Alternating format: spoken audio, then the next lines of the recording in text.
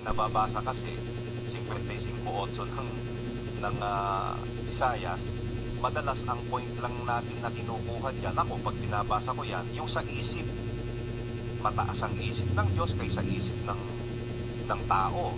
Kaya hindi mo puwedeng maabot sa sarili mong kaisipan yung sinasabi ng Diyos sa Biblia, kailangan mong turuan Kanya. Pero yung lakad, dinadaanan na lang yun, eh. Eh, kasama pala yun, eh. Yung lakad ng Diyos, mataas na lakad.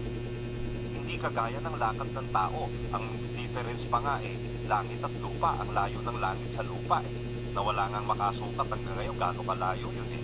Ganong kataas ang lakad ng Diyos, ang isip ng Diyos sa isip nating mga tao. Ang Diyos lalakad sa kanyang bayan. Ano ibig sabihin nun? Napakagandang puntong maintindihan, kuya. Yun pong palang paglakad, kasinonimo yon ng paggawa. Kaya naisip ko, oo nga no, yung mabubuting gawa, daan na inihanda ng Diyos yung para lakaran. So yung paglakad, yun nga yung pagsasagawa. Kaya ang Diyos kung nananahan sa kanyang bayan, gumagawa siya sa kanyang bayan na supplied naman ng diretsong mababasa sa Biblia. Ang Diyos ang gumagawa sa inyo, maging sa pagnanasa at sa kanyang paggawa. Kasi dalawang bagay lang po, kuya, Kung ang nananahan sa bayan, ang Diyos ang lumalakad o gumagawa doon sa bayan. Pero hindi lahat ng bayan ang Diyos ang nananahan. Meron ang nananahan naman ang Diablo. Ang Diablo pala may lakad din. At ang sama ng lakad ng Diablo, tiyan niya ang ilalakad niya, mga kapatid. At ibig sabihin, ang Diablo may paggawa din. Maliwanag yung nabasa natin sa Thessalonica. Kaya dalawang bagay. Check mo, ano ba ang gumagawa diyan sa bayan? Diba?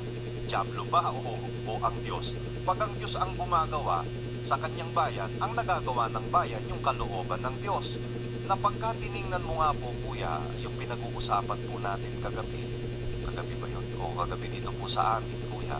Pag binalikan mo po yung nagawa, nasama-sama po ng bayan, parang ang hirap isipin, paano nakaraos yun, paano nagawa yun, paano nangyari yun.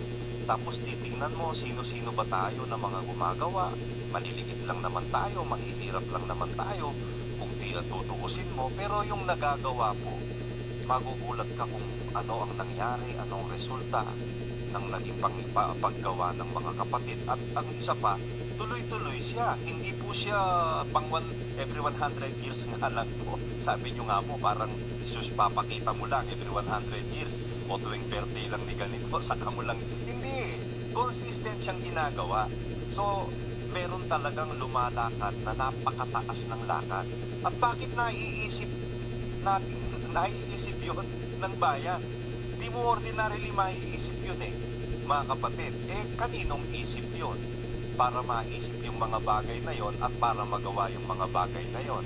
Paisip ng Diyos yun dahil hindi basta-basta maiisip yan, Unang-una, yun lang pong natututunan nating aral, kuya, Napakatagal ko na rin nakikinig at marami na rin minsan nakakapakinig din ako sa iba dati na pananampalataya, At sa nakalipas, ang dami ko na din pong napakinggan, kuya, Talagang mahilig kasi akong makinig, lalo na pagka alam ko may mapupulot akong mabuti at yung kinikilala kong tagapagturo.